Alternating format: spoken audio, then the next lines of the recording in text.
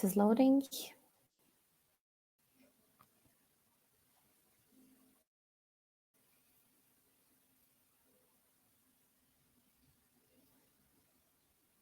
Yes, I think we are live. It looks like it.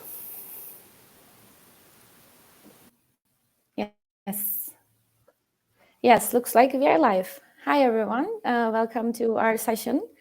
Today, we would like to talk about the IoT Space Challenge. That is the new program organized by hubraum, tech incubator of Deutsche Telekom, together with the European Space Agency.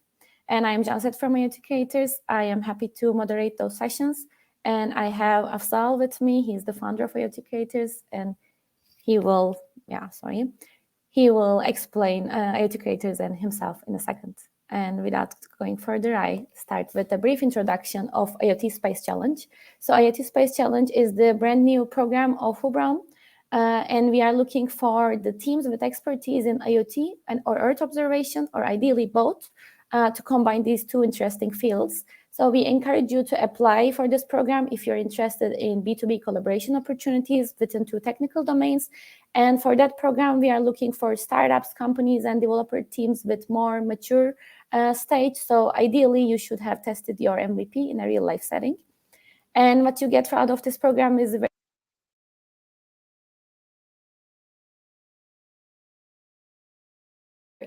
your selected use cases, POC for your use cases. We are providing Deutsche Telekom IoT Creators connectivity and network expertise together with an IoT prototyping platform. We provide access to European Earth observation data with European Space Agency expert support, access to Copernicus data space ecosystem with credits and T-Systems access support. We provide access to hubraum campus spaces in Berlin and Krakow, so you can work from our offices there and continue prototyping. And we are providing, of course, AWS credits if needed. We provide potential co-investment by hubraum fund up to 1 million euros. And you get the opportunity to join larger European Space Agency incubation programs. So if this program and what you are getting out of it is any interesting for you, you are strongly encouraged to apply. You can see the application link below here in hubraum website. You're welcome to apply. And here's a short timeline of our program. So we are launching it in February 27th. We launched it on February 27th. And the application deadline will be March 31st. So in between, until March 31st, we are hosting learning sessions. These learning sessions are aiming to prepare you for that program and show you what you are expecting, what you are getting out of this program. And we would like to give you more introduction on IoT and Earth observation and how you can bring those two technologies together. And so again, the application deadline is March 31st. So always keep that in mind and don't forget to apply for our program. And as mentioned, we are hosting these learning sessions in the upcoming weeks. Today, we are starting with Introduction to IoT session together with Afzal. He will be talking about cellular IoT using IoT Creators platform. And next week, we will have Yuri from T-Systems with us, and he will introduce Copernicus data space ecosystem. And in the upcoming weeks, we have two sessions from European Space Agency. One with Frank that he will explain satellite IoT serving Earth observation, and Valentin will summarize the use cases and applications of IoT and space. And at the end, with this wrap-up, you would see how you can bring those two technologies together and how you can make the best out of our program. And again, we are starting with our first session. I will hand over to Afzal in a second. But before that, some webinar practicalities. For today, the duration of the session will be approximately 60 minutes, and questions are, as usual, highly encouraged. So you can use the chat function in the LinkedIn. I already see some comments and some hello. So hello to Riyadh. I'm glad to have quite a distributed audience. So please use the Q&A feature for your questions. And the session is recorded, and you can always find it in hubraum's LinkedIn page. With that, I would like to welcome Afzal, and thank you, Afzal, for joining this session, and hand over the word to you. Thank you, Janset. So now I can take over from you and share my own screen, right? Okay. Can you just confirm Yes. whether you see it moving? Okay, Yes, great. it is ready. So thanks for the introduction, Janset, and thanks, hubraum colleagues, for having me here today at this session. Let me start by first saying that I'm super enthusiastic about this space program. I have to admit, if you would have told me a couple of months ago that you can create IoT solutions by using data or information from space, I would be very confused.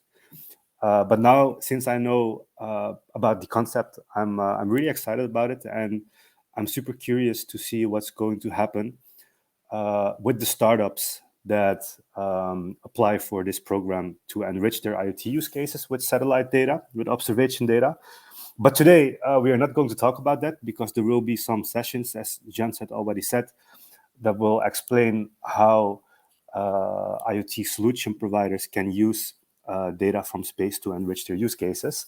And I have the pleasure today to tell a bit about the more traditional way of creating IoT solutions, and that is by using data from sensors, using cellular networks, or let's say wireless networks. And IoT Creators is all about that. So I'm going to explain what IoT Creators is doing and how it's helping IoT solution providers by making their sensors connected to the cloud.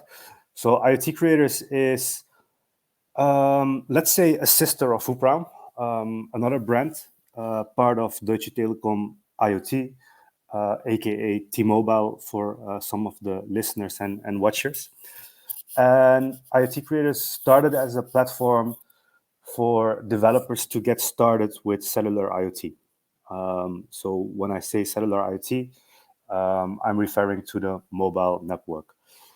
Yeah, so you don't have to read this. If you're rewatching the video, since it's being streamed and recorded, you can, of course, take the time to read everything. I'm going to walk you through everything.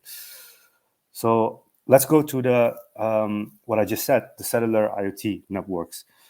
So you probably remember that maybe 20 years ago, we were using 2G on our mobile phones to connect to the mobile network.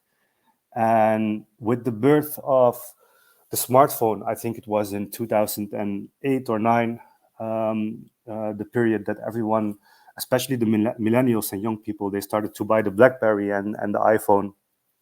That's when we were using 3G. And today, most of us are using 4G or even 5G on our smartphones. But there are two additional technologies rolled out on the mobile networks, which are called narrowband IoT and LTM. And these technologies are launched especially for the sake of connecting IoT devices. Now, I'm going to tell you a bit about the differences between narrowband IoT / LTM and 4G, 5G in a bit. Before we get to that, let's first look at cellular IoT connectivity and non-cellular IoT connectivity. So cellular networks, what you can see on the left side of the screen, are being provided by mobile network operators. So the narrowband IoT signal and the LTM signal is coming and being broadcasted from the same radio antenna, which is also broadcasting 4G or 5G to your smartphone. So we also refer to it as licensed spectrum because it's being driven by 3GPP and GSMA and mobile network operators. So on the right side of the screen, you can see LoRaWAN. LoRaWAN is a very popular open protocol and non-cellular IoT protocol. So it's unlicensed spectrum. That sounds maybe a bit negative, but there is, as you can see, an alliance connected to LoRaWAN. So it's very mature, very popular these days when it comes to sensor devices. And usually, so there are some communities with open networks. So there is the Things network, for example, with a public coverage that you can use with any the Things network LoRaWAN device. These days, there is also Helium, which is also a community, let's say a community-driven coverage initiative for sensors. But most of the enterprises are using private networks. So you can buy your own LoRaWAN gateways from the known vendors, and you can install them. As backhaul, usually you can use cables, just Ethernet cables, but it's very popular these days to use as backhaul connectivity for LoRaWAN gateways, also the cellular network. So to make it more tangible, let's say you are measuring water levels and water quality in a certain specific region, and you only need to do that in that region. You have the option to buy LoRaWAN gateways. The gateways will connect to the mobile network via 4G or via LTE, and the gateway is connected to the water sensors in the region where you are measuring water levels and water quality. So in short, the difference between cellular and non-cellular is licensed versus unlicensed, and the fact that with LoRaWAN you need to rely on gateways, and with cellular you can rely on the mobile network operator. Now let's dig a bit deeper into the different cellular IoT networks.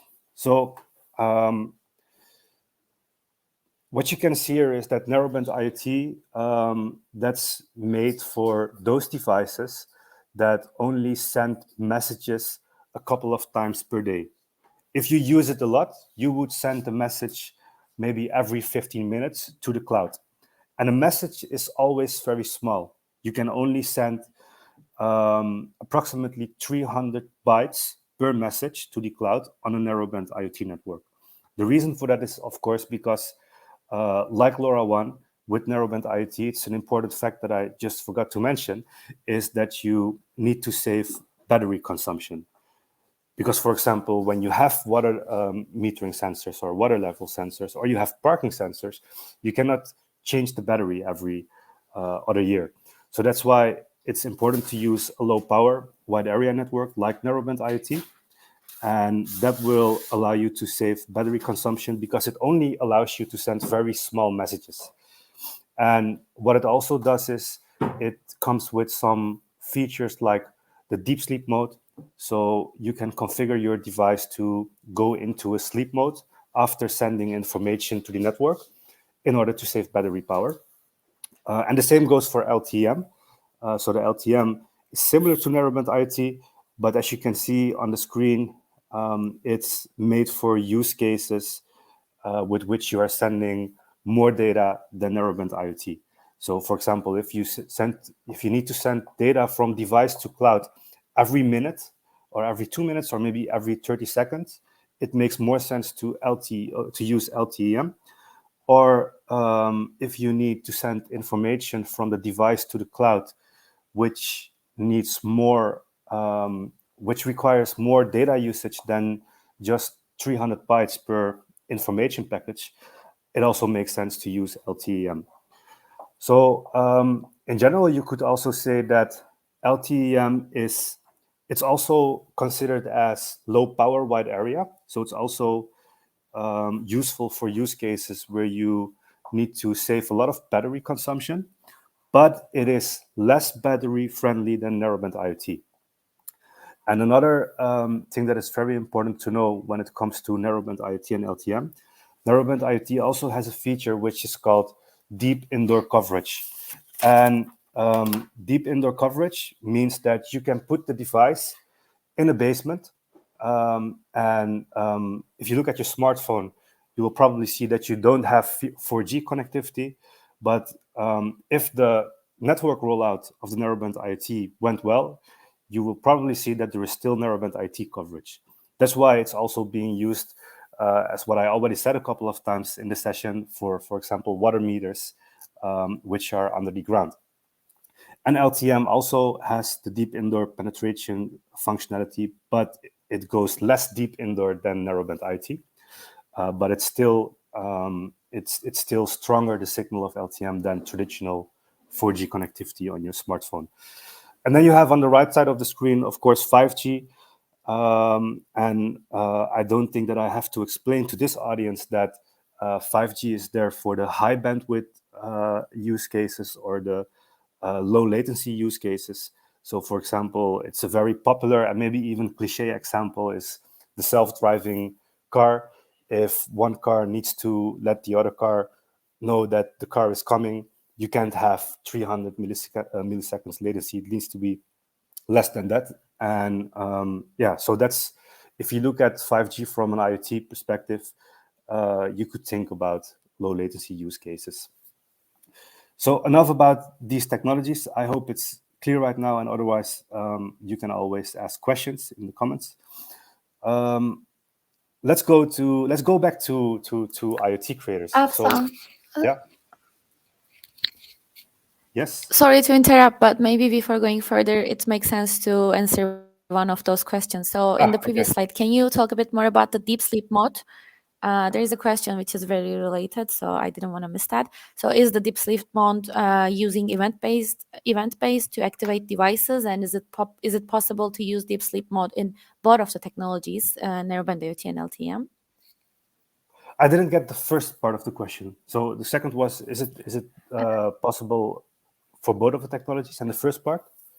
Yeah. So can you explain how does the deep sleep mode works? Let's put it like that. Like, how does it work, and is it possible to use it in both of the technologies?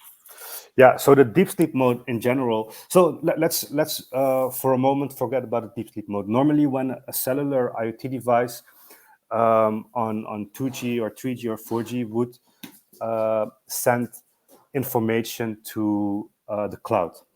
Yeah. So let's take the parking sensor again, for example. It would send information. It would send to the cloud the information that the parking place is occupied. And then what would happen on a traditional network like 2G, 3G, or 4G is that the device stays connected to the network, and it also means that it is constantly listening to the network, because with 2G, 3G, and 4G connectivity, a device is also constantly listening in order to find out whether there is information coming back. That's something, as far as I know, that you cannot switch off on those traditional networks, and this consumes a lot of battery. So with the deep sleep mode, it's different on narrowband IoT and LTM. It's supported on both technologies. So with the deep sleep mode, it is different. You can configure the firmware of the device in a way that the parking sensor will just send to the cloud, hey, I'm occupied, and then it goes into deep sleep mode. So it will not listen to the network. It will it's still connected, but it will simply not do anything. It will just, you can compare it to a device that is switched off while it's actually still switched on, but it will just be inactive, and there is no interaction between mobile network and device. So it works both on narrowband IoT and LTM, but you have to, since narrowband IoT and LTM are still new technologies, you have to look at it case by case. So for example, it's not supported on every network. So it could be that you are using LTM in a country where LTM works very well, but the future PSM, deep sleep mode, is not yet supported on the network. So before you decide to use these kind of functionalities, contact your local network to find out if they already support it. Does that answer the question? Perfect. Thank you. Yeah.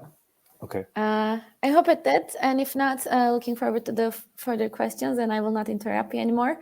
Handing over back to you. No worries. Keep interrupting me. Back to the screen. So, so what does IoT creators do, the platform and the team, when it comes to cellular networks?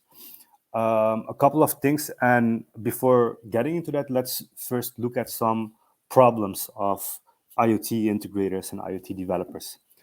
So IoT is a concept which is new.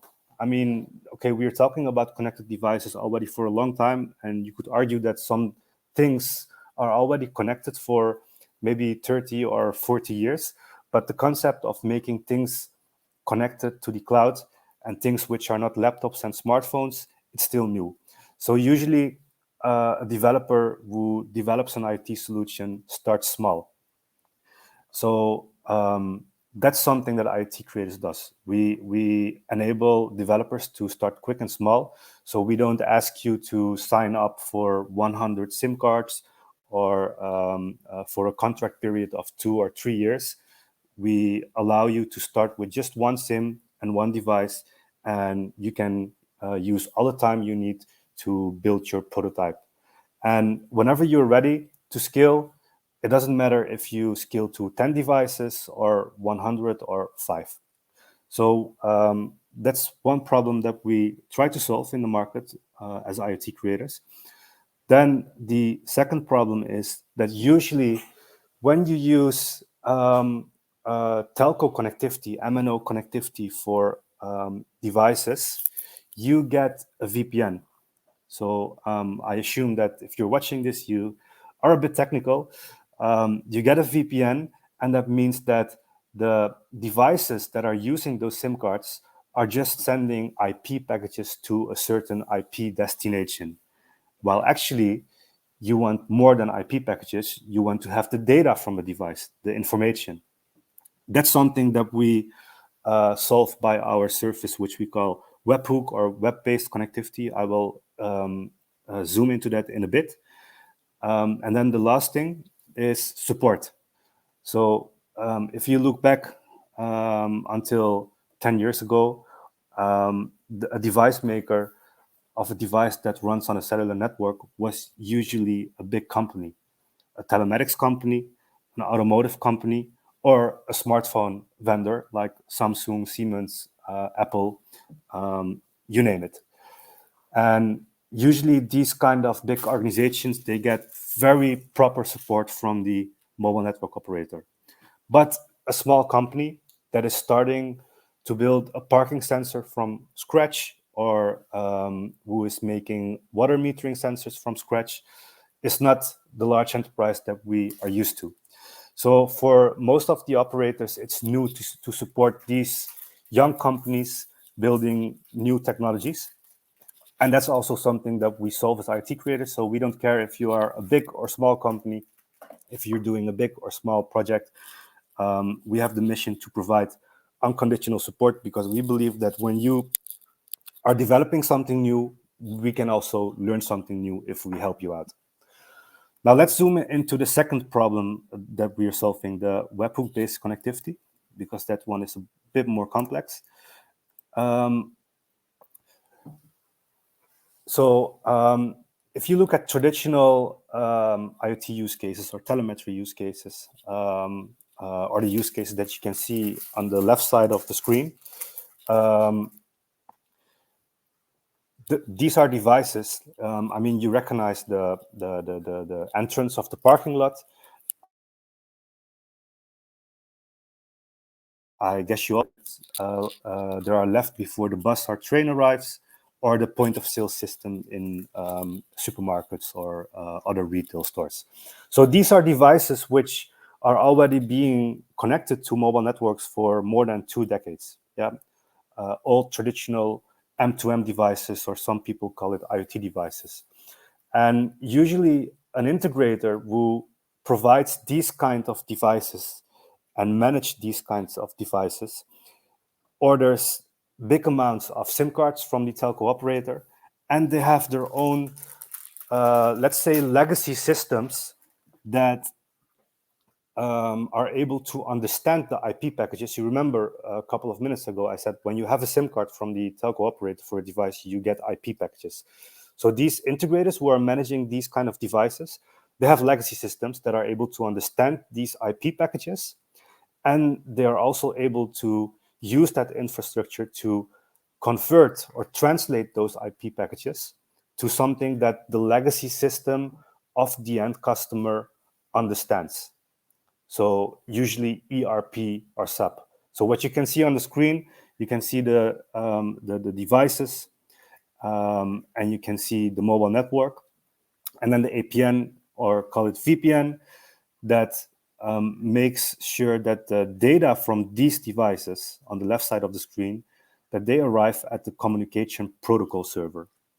And then the communication protocol server grabs that information, sends it to the messaging server, which finally sends the information to the application or system of the end customer.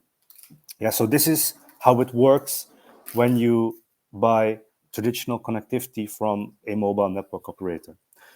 Now, what we noticed is that there are a lot of new IoT use cases being developed these days. Again, the parking sensor, the connected bike. There are even companies connecting shoes to the cloud, or another popular use case is the smart refrigeration in hospitals to reduce medication waste and keep the medication on a high quality level as long as possible. So these are new use cases. And these kind of use cases are still in a testing phase. So there are no big systems yet at our as part of the infrastructure of our customers, which are able to do the job which I explained. Here, the communication protocol server and the messaging server. These systems do not exist yet very often for these new use cases. So what we did as IoT creators is we build our own communication protocol server and our own messaging server.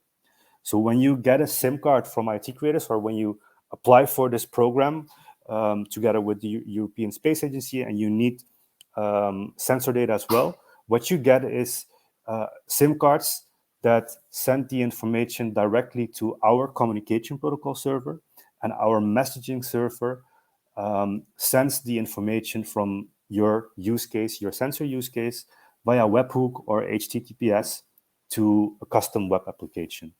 Yeah, so HTTP is a language that every developer today understands. So we think it's easy if you can just get your IoT data via HTTP. So that's basically our main proposition or main service as iotcreators.com. Before I move on, because this was a complex story, Jan said, any other questions? We actually do have a question, also considering the deep sleep mode. Should we take it now, or do you want to take it at the end?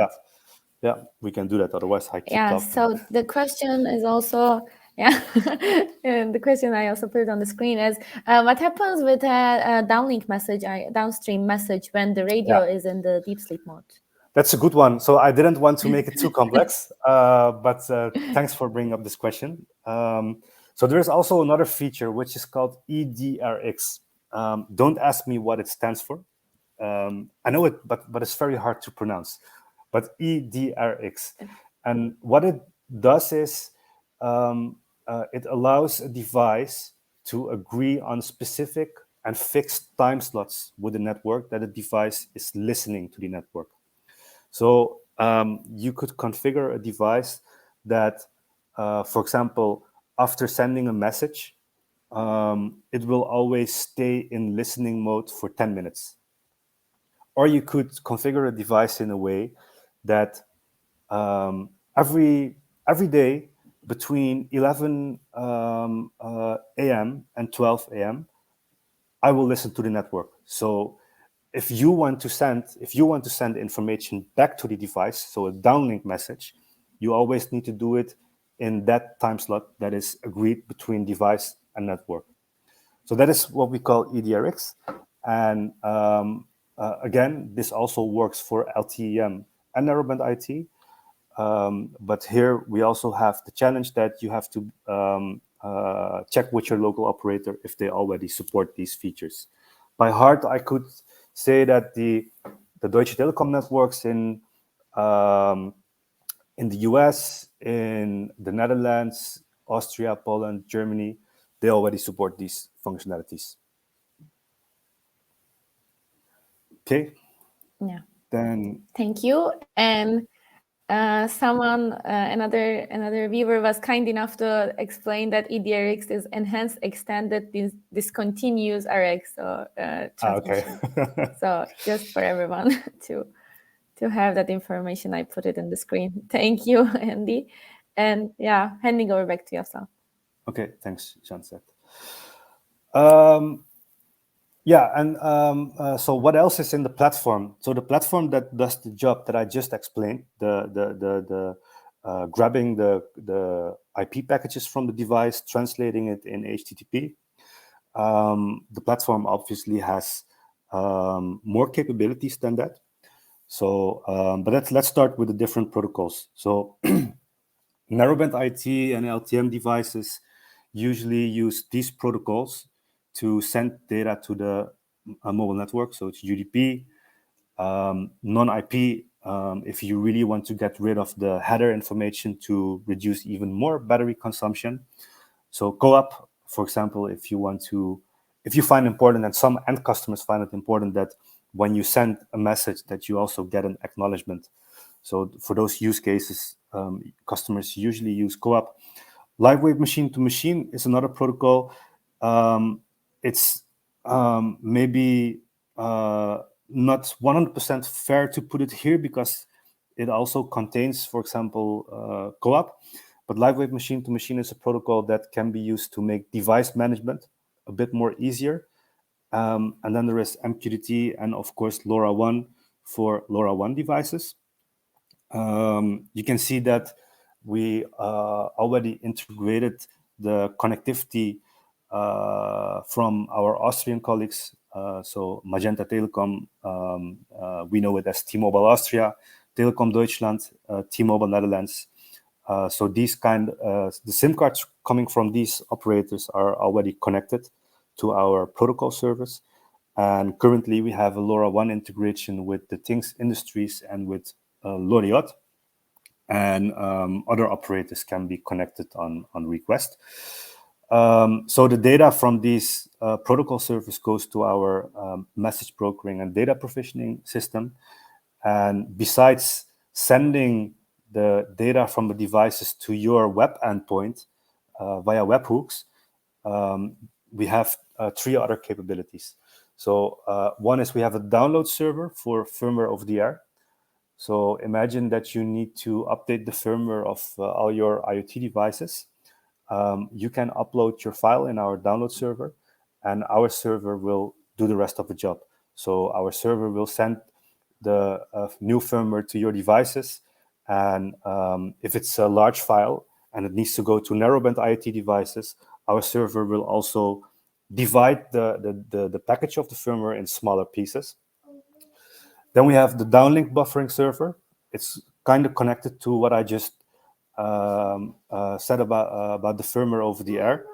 And the firmware, imagine that the firmware package, it's a large file, and it's our server has divided it in smaller pieces. It also needs to be sent to your devices in the right order. So our server will basically buffer those messages and send it to your device in the right order. But also, when you send a message from the cloud to a device, a downlink, and for some reason your device is offline, or maybe the antenna of the mobile network operator in that region is offline, so your downlink message cannot arrive at the device. So in that case, we will also buffer the downlink message, and whenever your device comes online, our server will send the message to your device again. Then there is also the uplink storage server. Imagine that your web endpoint is offline for some reason. We can also store the uplink messages of your devices for a certain amount of time. And whenever you need to retrieve the data that you lost, you can go to our storage server and get the data that you missed. Well, this is actually, I already tried to do it in English to explain the architecture picture that I've just shown to you. But yeah, and basically 2 things that we are doing with our platform. So translating low power wide area data to webhooks, and some basic device management. And again, if you're rewatching the video, you can put it on hold and just read what's written here. A wrap up of what we offer as iotcreators.com. Easy and free access to connectivity, narrowband IT and LTM specifically, and our platform to make the data delivery and device management a bit easier. We also offer roaming, which is kind of unique for LTM and narrowband IoT. We cover most of the countries in Europe, with an exception maybe of 2 or 3 countries, and the US, Australia, and Canada. And for LTM, we also even support some East Asian countries. You can find all the roaming details and actually everything that I've just explained also on docs.iotcreators.com, by the way. What we also offer is a developer community. We are very active on Discord, where people can ask questions to each other. And we are also always super excited to answer your questions on Discord, of course. And I think I already said that when I was explaining the connectivity offering. So developer-friendly device management and data aggregation for your different for your devices which are using different protocols. And as I already said in the beginning, unconditional support. So no matter if you're fiddling around, no matter if you are doing 1,000 or just one device, we are there to help you. We have more people in the team besides Janset and me, because we are eager to learn, and every new use case brings new insights and new learnings to the team. And it's also cool to talk about use cases, of course, because I can imagine that you wonder what kind of devices are we already supporting at iotcreators.com. So here you can see an extract of some devices that some of our customers so far have built and are managing today for their end customers. So on the left top of the screen, one of my favorites. It's made for bridge structure monitoring, and what I like about this one is that the value of this use case, it goes beyond monetization. Usually, when we look at IoT, we always think about scaling. Because it makes certain tasks in a business a bit more easier. And then you can save some costs and you can fix some other problems in your business. But with the bridge structure monitoring, you can monitor the risk of cracks in concrete, for example. And that's very useful information when a bridge is about to collapse. We recently had this problem in the Netherlands, and it was very dangerous because there are people making use of the bridge like every minute on their bikes, in cars, or by foot, or trams and trains. So that's what the bridge structure monitoring device does. Container tracker to track containers. Sometimes containers on trains or on ships, they get lost. I'm still surprised that such big assets can be lost, but with those trackers, they can always be found back. Groundwater monitoring, I already discussed this example a couple of times. What else do we have? The MBIoT comfort sensor. This one is also available on LoRaWAN. The same goes for the people counter. It's used in smart building use cases. So the comfort sensor sends information to the cloud about air quality and temperature in a certain room or building, and the people counter simply counts the number of people that enters and leave a building. The smart parking solutions, I also mentioned that one a couple of times today already. Then again, we have a tracking solution, water metering, and there are also a lot of multi-sensors, as you can see on the bottom of the page. Multi-sensors available today for a lot of different use cases, especially in factories and areas where manufacturing of certain assets is happening. And oh, sorry, I scrolled a bit too fast. Last but not least, how to get started. So again, if you are applying for this program to build your IT use case based on observation data from satellites, but you also need cellular IoT connectivity for sensors, we as iotcreators.com are happy to help you and support you with that. So you can simply order your free starter sim at iotcreators.com. And if you ping us via LinkedIn or via Discord, you can also get an easy-to-use development kit from our friends from Nordic Semiconductor to make it easier for you to learn about the concept of collecting sensor data via cellular networks. And of course, we have the documentation library and different technical support channels. You can send us directly a message via Discord, or you can email us. And there are more ways to get in touch with us. As I said, we are super happy to help you out. So yeah, as it says on the screen, don't miss out.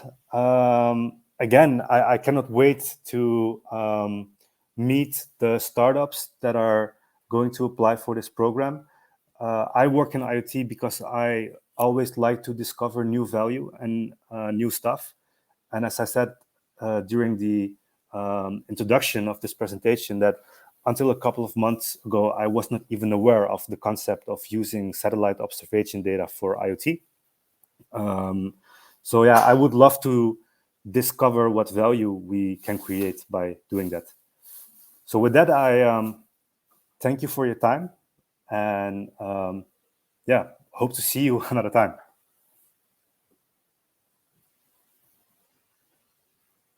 Over to Janset.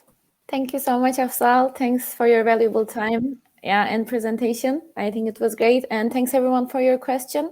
We can wait for like a few more minutes. If you have any further questions along the way, let us know. And if not, thank you so much for everyone joining this session today. And as I mentioned in the very beginning, we will continue in the next week with our next session, and it is event will be created also on hubraum LinkedIn's channel. So stay tuned. And if you're interested in our program, you can still see the link down below. So we are encouraging you to apply, and Afzal and me will help you out with your IoT, and our team, of course, will help you out with your IoT needs. And our team and European Space Agency will support you with the Earth observation problems. So we can bring these two technologies together and create something meaningful out of it. Thank you so much, Afzal, for your time. Very welcome. It was nice to do this presentation. Yes, perfect. Then I will end our webinar at the moment, and I will see everyone next time. Goodbye.